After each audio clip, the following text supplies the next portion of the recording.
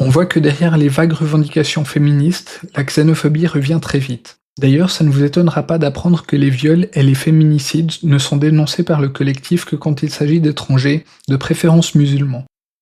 La branche suisse du collectif date de 2021, et ses fondatrices sont largement issues du groupe néo-nazi des militants suisses. Autant dire qu'elles ne sont pas les bienvenues dans les mouvements féministes, mais qu'elles entretiennent des liens avec les partis et les groupuscules d'extrême droite, dont l'UDC qui, d'après un article du Blick, a même confié le secrétariat cantonal du parti à une militante.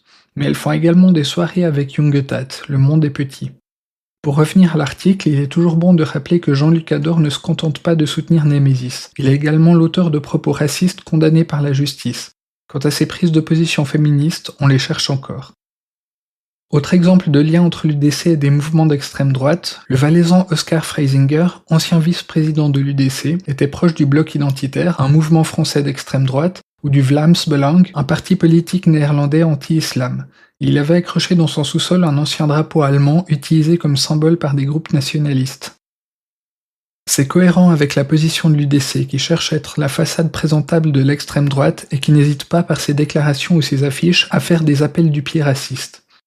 J'ai consacré un épisode à la question « L'UDC est-elle d'extrême droite ?» et la réponse est oui, sans ambiguïté. Encore un épisode qu'on devrait peut-être réenregistrer, un rappel utile pour toutes les personnes qui, pour différentes raisons, n'osent pas qualifier l'UDC de parti d'extrême